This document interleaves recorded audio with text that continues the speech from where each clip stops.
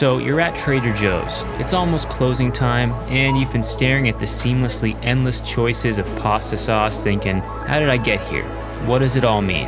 Well, after today, you won't have to guess, because I cooked and ranked every single Trader Joe's tomato pasta sauce, and the results just might surprise you. So let's get going, because today we're talking.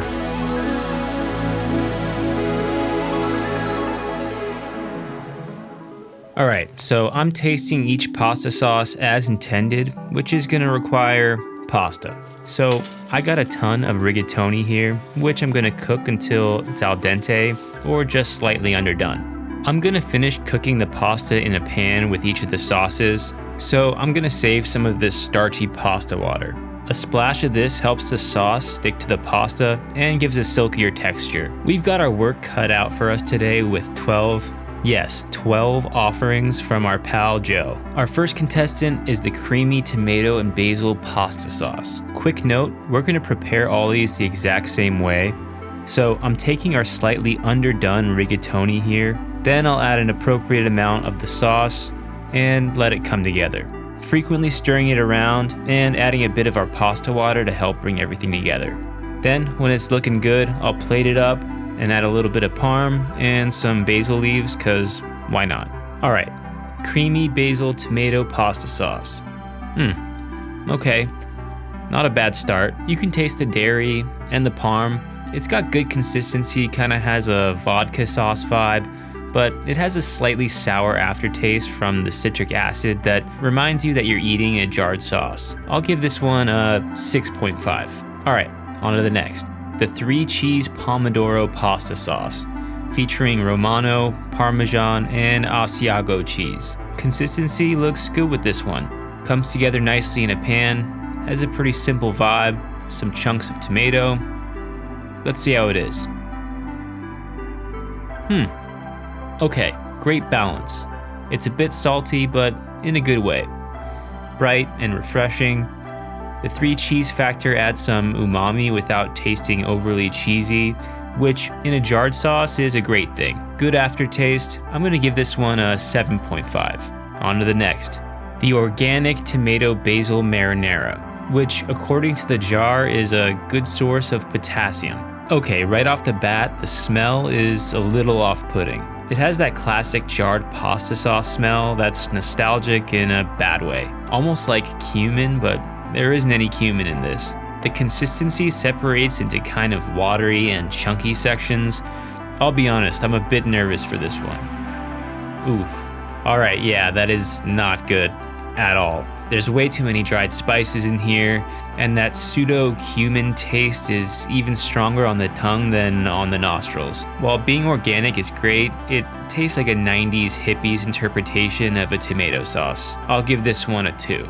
Next up is the Caro Sugo Italian tomato basil pasta sauce. And this one has the least ingredients, so I have high hopes. I looked it up and Caro Sugo means beloved sauce. And right off the bat, the smell and consistency is actually very pleasing. There's pieces of real basil in here, and so far, this is looking like $1 million. Alright, let's see how it is. Oh yeah. It's bright, salty, and balanced. It almost reminds me of a pretty solid homemade sauce. I'd say it lives up to the name. I'll give this a 9. Now we got the organic marinara sauce. I'm not sure that soybean oil is synonymous with Italian pasta sauces, but I'll keep an open mind. Alright, the smell and consistency is kind of reminiscent of the organic tomato basil marinara, which is not a good sign. It might be the combo of too much garlic powder and dry basil, but it's kind of giving cumin vibes again. Alright, I'm nervous. Okay, yeah, this is just like that other one. Maybe slightly less offensive, but a very bitter aftertaste. Way too many spices, not good. This gets a 3.5. Next on the board, we got the roasted garlic marinara sauce. Again with the soybean oil, I'm not sure the reasoning for that.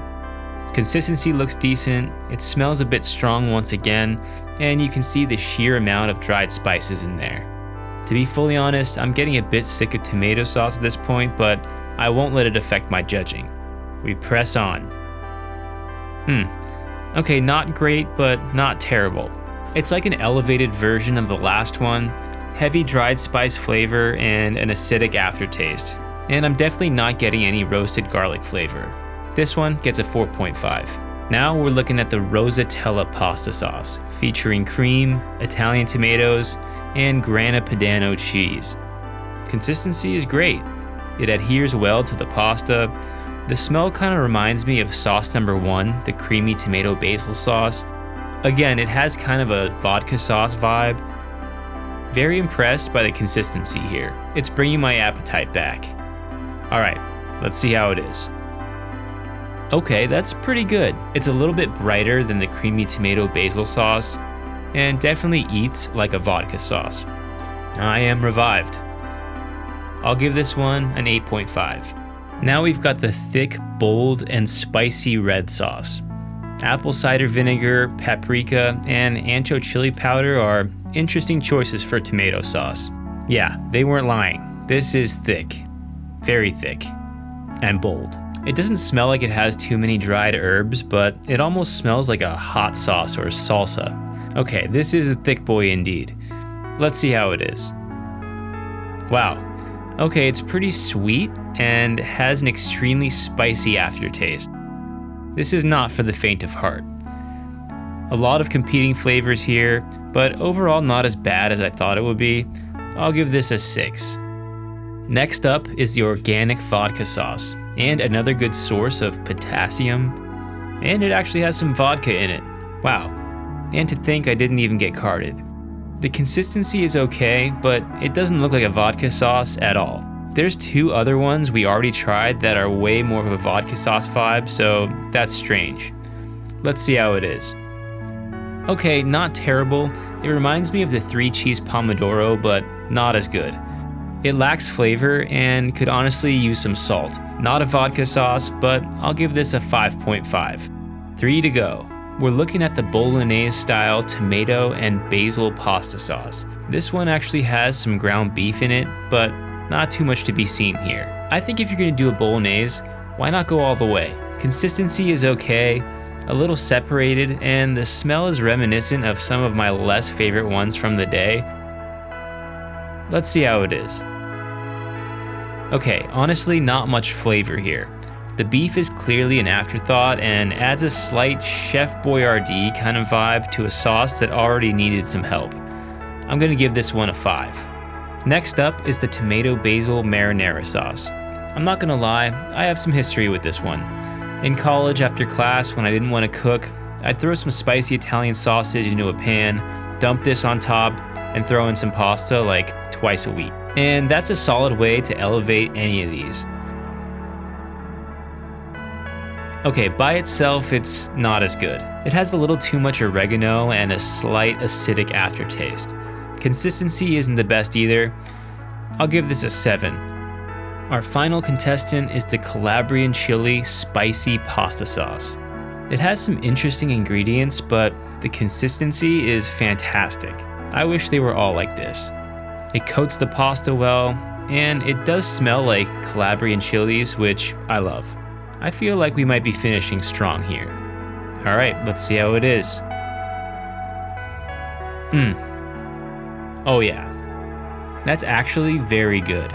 The sweetness complements the Calabrian chilies nicely, good salt content, and pretty spicy aftertaste. But I like heat.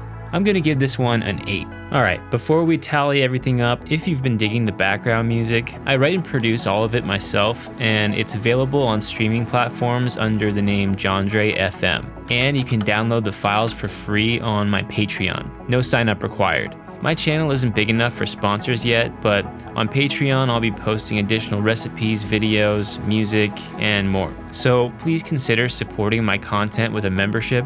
I'll leave a link down below. Here are the results. Let me know if you agree or what your favorite sauce is down below. Third place is the Calabrian chili spicy pasta sauce. The consistency is insane, the flavor is balanced, and it has some heat. Second place is the Rosatella pasta sauce. It's great for when you want a penne vodka sauce in a pinch. Add some blackened chicken and you're good to go. First place by far is the Caro Sugo tomato basil. It has the least ingredients, no fluff, it's bright, fresh tasting, and reminds me of opening a can of fresh tomatoes, sauteing some garlic and a little basil, and simmering for 30 minutes. Alright, we did it. I'm all sauced out. Like, subscribe, and check out some of my recipes down below. Thanks for watching, and I'll see you guys later.